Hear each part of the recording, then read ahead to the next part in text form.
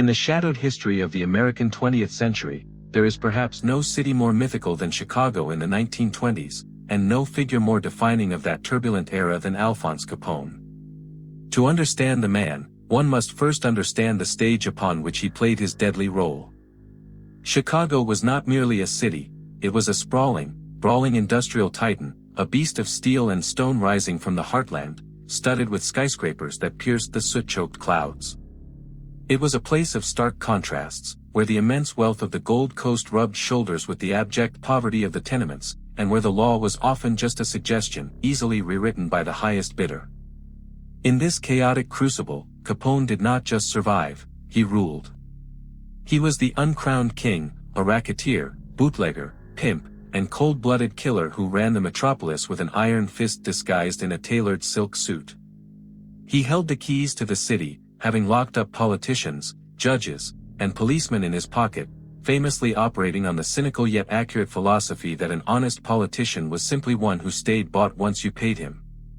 But maintaining a stranglehold on a city like Chicago required more than just deep pockets and bribes. It demanded a warrior, a man capable of extreme violence, and Capone wore the proof of his nature on his face, 3 distinctive scars that mapped his journey through the underworld. His reign as the absolute master of Chicago lasted only 6 blood-soaked years, a blink of an eye in the grand scope of history. Yet his shadow stretches across the decades, looming larger than life even today, with his fedora tilted aggressively, a thick cigar clamped between his teeth, and an air of menacing elegance. He remains the archetype of the American gangster, the original, public enemy, whom modern street gangs still view with a twisted sense of reverence. But before the empire, before the bulletproof Cadillacs and the custom-made suits, there was a different reality. The legend of the King of Chicago began not in the Midwest, but in the gritty streets of Brooklyn, where a young, ambitious thug was trying to make a name for himself. Capone's entry into the dark fraternity of organized crime started under the tutelage of Frankie Yale, a notorious boss in Coney Island. Yale owned a place called the Harvard Inn, a name that was a dark joke in itself. It was no Ivy League establishment but a rough, dime-a-dance joint, a shabby one-story building where alcohol flowed freely despite the laws and prostitution thrived in the shadows.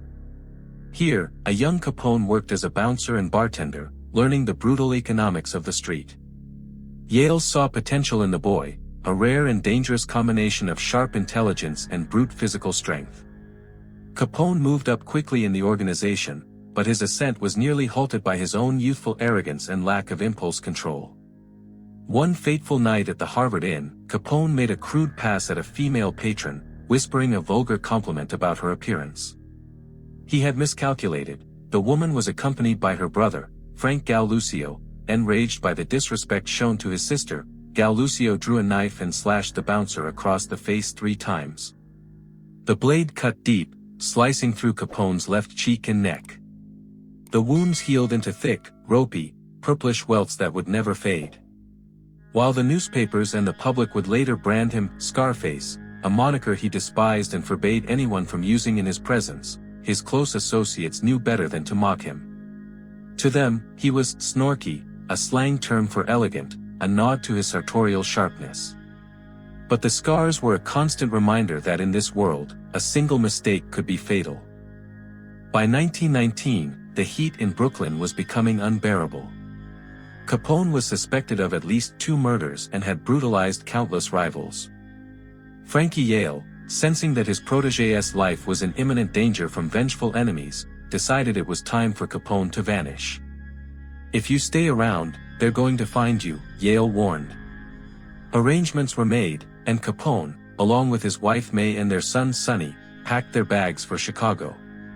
He slipped into the windy city silently, unnoticed and unannounced, just another face in the teeming crowds, a soldier looking for work.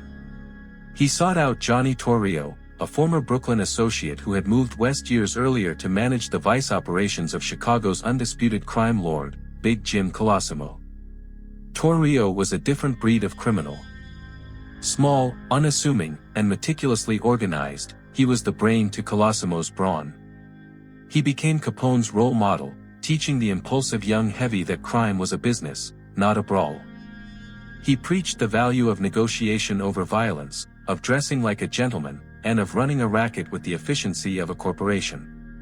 Capone absorbed these lessons, and together, Torrio and Capone would form a partnership that would alter the course of American history. The catalyst for their meteoric rise was a piece of legislation intended to purify the nation, the 18th Amendment. On January 17, 1920, Prohibition went into effect, banning the manufacture and sale of alcohol. To the moral crusaders, it was a victory for virtue. To Torrio and Capone, it was the greatest business opportunity the world had ever seen.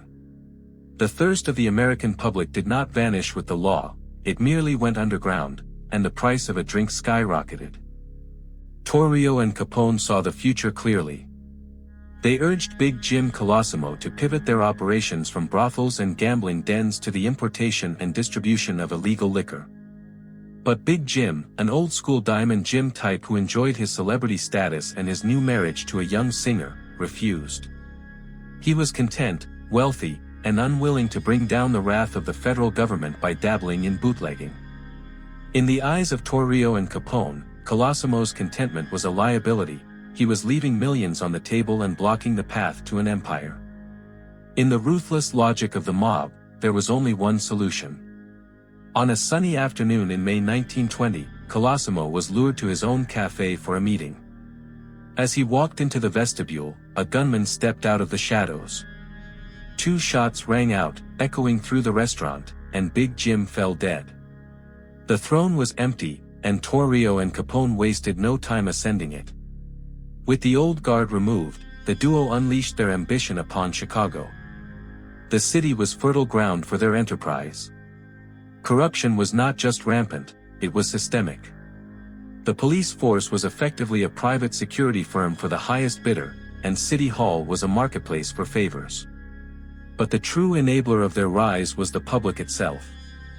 Chicagoans, who had voted overwhelmingly against Prohibition, viewed the bootleggers not as criminals, but as public benefactors, essential service providers who kept the parties going and the glasses full. Capone and Torrio capitalized on this sentiment, positioning themselves as men of the people. To streamline operations and maximize profits, Torrio displayed his diplomatic genius by organizing the Syndicate, a cartel of rival gangs who agreed to divide the city into territories and cease hostilities. For a brief, shimmering moment, there was peace in the underworld, and the money rolled in like a tidal wave. But in the volatile ecosystem of organized crime, peace is fragile, often serving merely as an intermission between wars. The truce was shattered by Dean O'Banion, the unstable and charismatic leader of the North Side Gang. O'Banion, an Irish-American mobster who doubled as a florist, resented the encroaching power of the Italians from the South Side.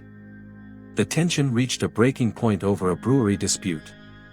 O'Banion tricked Torrio into buying a brewery that was about to be raided by the police. O'Banion, knowing he would only face a fine as a first-time offender, set Torrio up for a mandatory prison sentence. It was a humiliation that could not be forgiven. Torrio and Capone plotted their revenge with cold precision. On November 10, 1924, 3 men entered O'Banion's flower shop on North State Street, ostensibly to pick up a wreath for a funeral. As O'Banion extended his hand in greeting, the assassins grasped it firmly, pinning him in place, and emptied their guns into him. The florist died among his chrysanthemums, and the beer wars began in earnest. The streets of Chicago erupted into violence. It was a war of attrition, fought with Tommy guns and sawed-off shotguns from speeding sedans. The headlines screamed of carnage daily. Lucky Luciano, visiting from New York, was appalled by the unchecked chaos, calling Chicago a crazy place where nobody is safe. The violence spiraled until it reached Torrio's doorstep. In January 1925, O'Banion's lieutenants, the fierce Himmy Weiss and the unpredictable Bugs Moran, ambushed Torrio outside his home. They shot him multiple times, shattering his jaw and riddling his body with bullets. Miraculously, he survived, but his will to fight was broken. From his hospital bed, swathed in bandages, he summoned Capone. "Al, it's all yours," he whispered. "I'm out." Torrio took his millions and retired to a quiet life, leaving the 26-year-old Al Capone as the sole, undisputed master of the Chicago outfit. Now at the zenith of his power, Capone transformed into a public figure unlike any criminal before him. He courted the press, inviting reporters for interviews where he bemoaned the unfairness of the law and championed the rights of the working man to have a beer. He attended baseball games, cheering loudly, signing autographs, and receiving ovations from the crowd. He was the Robin Hood of the Prohibition era, opening soup kitchens to feed the hungry when the Great Depression began to bite. But behind the benevolent smile and the charitable acts lay a darker reality. Capone lived in a state of constant, paranoia-fueled siege. He took over the Hawthorne Hotel in Cicero, turning it into a fortress with bulletproof shutters and armed guards in the lobby. He traveled in a custom-built, steel-plated Cadillac that weighed 7 tons. He trusted no one completely, employing food tasters to ensure his meals weren't poisoned. His paranoia was justified. The North Side Gang, now led by Bugs Moran, continued to be a thorn in his side, hijacking his trucks and killing his men. Capone decided that a decisive, overwhelming strike was necessary to end the war once and for all. He conceived a plan of terrifying audacity. In the freezing February of 1929, Capone's lookouts identified a garage on North Clark Street as Moran's headquarters. Capone hired out-of-town killers to ensure they wouldn't be recognized and devised a Trojan horse strategy. On the morning of February 14, St. Valentine's Day, a police car pulled up to the garage. Men dressed in stolen police uniforms marched inside. The 7 men of Moran's gang, assuming this was a routine shakedown, complied with the order to line up against the wall and surrender their weapons. They expected to be arrested, booked, and bailed out by lunchtime. Instead, the officers produced Thompson submachine guns and opened fire. The garage filled with the deafening roar of automatic weapons and the smell of cordite. The 7 men were literally cut to pieces in seconds. The St. Valentine's Day massacre was a tactical success. The North Side Gang was effectively destroyed, but a strategic catastrophe. The sheer brutality of the act, the cold-blooded execution of unarmed men, shocked the American conscience. The photos of the blood-splattered garage were splashed across newspapers nationwide. The public's adoration turned to revulsion. Capone was no longer a lovable rogue, he was a monster. The authorities, embarrassed and pressured by a furious public, branded him public enemy number 1. Even the President of the United States, Herbert Hoover, demanded action, instructing his cabinet to get Capone. The federal government launched a 2-pronged attack.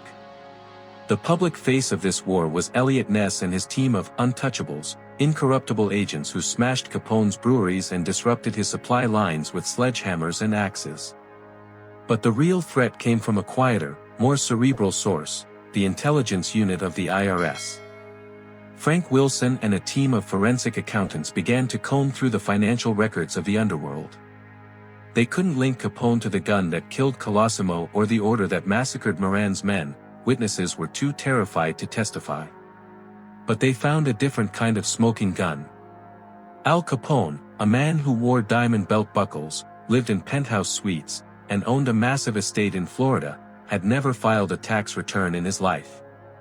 In the supreme irony of the criminal age, the man who had murdered his way to the top would be brought down not by bullets, but by bookkeeping. In 1931, the trap snapped shut. Capone was indicted on charges of tax evasion. He remained arrogant, believing he could fix the trial just as he had fixed everything else in Chicago. His men secured the list of potential jurors and began the standard procedure of bribery and intimidation. On the opening day of the trial, Capone sat in the courtroom, smirking, confident of an acquittal. But the judge, aware of Capone's tactics, pulled a maneuver that stunned the mob boss. At the last moment, he ordered the bailiff to swap the entire jury panel with one from a civil trial taking place across the hall. Capone's smile vanished. He was now facing 12 strangers he hadn't bought. The trial was a sensation, but the verdict was a foregone conclusion. On October 17, 1931, Al Capone was found guilty. He was sentenced to 11 years in federal prison, the longest sentence ever given for tax evasion at the time. The King of Chicago was dethroned. He was shackled and transported to the federal penitentiary in Atlanta, but even there, he lived with some privileges. The government, determined to break him completely, transferred him to the newly opened, inescapable fortress in the middle of San Francisco Bay, Alcatraz. On The Rock, Capone was just convict 85. He was stripped of his name, his fancy clothes, and his contact with the outside world. But his most formidable enemy was not the guards or the isolation, it was his own past. Capone had been carrying syphilis for years, a relic of his youth. Left untreated, the disease had entered its tertiary phase, neurosyphilis, and began to devour his brain. The decline was pitiful. The man who had once commanded an army of killers began to lose his mind. He became confused, disoriented, and frail. He spent his days in the prison hospital, muttering to himself, a ghost haunting the corridors of the prison. In 1939, recognizing that he was no longer a threat to anyone but himself, the government paroled him. He was released, a broken, shuffling invalid with the mental capacity of a 12-year-old child. He retreated to his Palm Island estate in Florida, tended to by his ever-loyal wife May. There, the former public enemy number one spent his final years in a delirium, fishing in his swimming pool and conversing with long-dead associates. On January 25, 1947, his heart finally gave out. He was 48 years old. Al Capone was buried, but his legend refused to die. He became a permanent fixture in the American mythology, the dark mirror to the American dream. He was the immigrant who made it big, the businessman who operated outside the law, the monster who loved his mother. From the films of Hollywood to the rap lyrics of the 21st century, his influence endures. But stripped of the cinema lights and the romanticized fiction, his story remains a grim tragedy. It is the story of a man who built a kingdom on a foundation of corpses, who ruled through fear and greed, and who ultimately found that the price of his empire was his freedom, his mind, and his life. The King of Chicago had met the enemy, and he was theirs.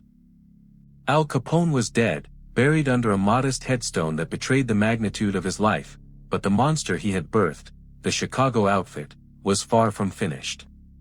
If Capone was the architect who laid the foundation with blood and concrete, his successors were the corporate managers who would turn that foundation into a global conglomerate.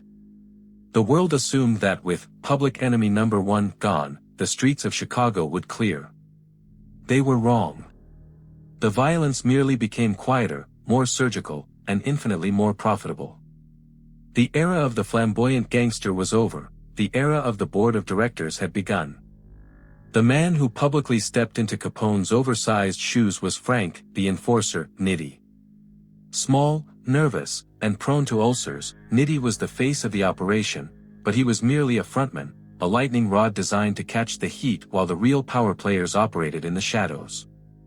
Those players were Paul, the waiter, Ricca and Tony, Joe Batters, Accardo. Unlike Capone, who craved the limelight, Ricca and Accardo understood that anonymity was the ultimate shield. They looked at Capone's fate not as a tragedy, but as a cautionary tale. Fame was not an asset, it was a death sentence. Under this new leadership, the outfit evolved. They moved away from the messy, high-profile bootlegging operations of the Prohibition era and diversified into labor racketeering, gambling, and extortion. They infiltrated the labor unions, gaining a stranglehold on the very arteries of American commerce. If a movie studio in Hollywood wanted to avoid a strike, they paid Chicago. If a trucking company wanted their goods delivered on time, they paid Chicago. The outfit became a silent partner in the American economy, extracting a tax on everything from movie tickets to milk cartons. But the pressure from the federal government remained a constant, crushing weight. In 1943, a massive extortion case involving the Hollywood unions threatened to send the top leadership back to prison. The hierarchy demanded that Frank Nitti, the nominal boss, take the fall for the group. Nitti, terrified of returning to the claustrophobic confines of a cell, cracked. On a bleak March afternoon, he walked to a railroad track on the outskirts of the city and put a bullet in his own head. Nitti's suicide marked the definitive end of the Capone acolytes. The reins of power were now fully in the hands of Tony Accardo, a man so cunning and elusive that he would run the Chicago mob for decades, dying of natural causes as an old man, having never spent a significant night in jail. As the 1950s dawned, the outfit set its sights on a dusty, desolate patch of desert in Nevada, Las Vegas. While the New York families were busy bickering over turf, Chicago saw the potential of the desert. They didn't just invest in Las Vegas, they helped build it. They realized that gambling, if legalized and controlled, was a license to print money. The outfit poured millions into the construction of glittering casinos like the Stardust, the Riviera, and the Hacienda. But they didn't own these places on paper.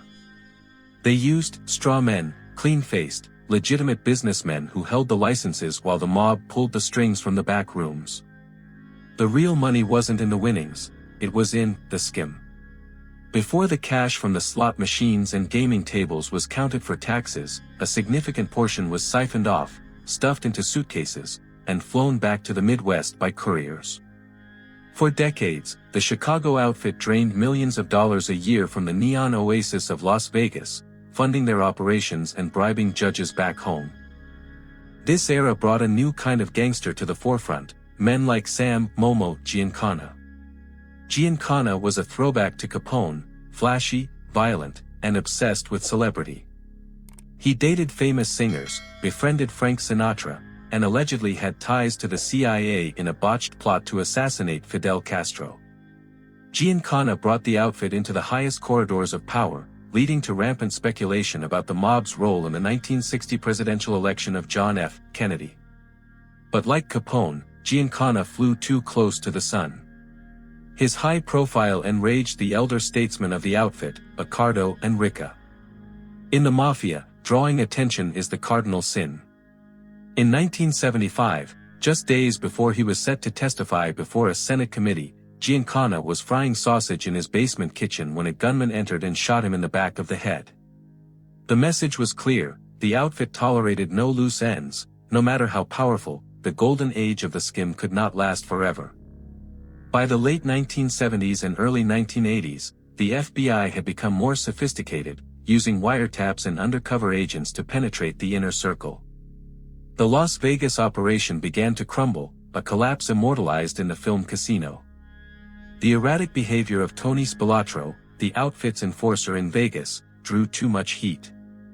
Spilatro, a man of terrifying violence, had forgotten the lessons of silence. In 1986, Spilatro and his brother were lured to a basement in the Midwest, beaten to death, and buried in a cornfield in Indiana. It was a brutal, old-school cleaning of house, a reminder that despite the corporate veneer, the outfit was still a machine built on murder. As the 20th century wound down, the code of silence, omerta, began to crack.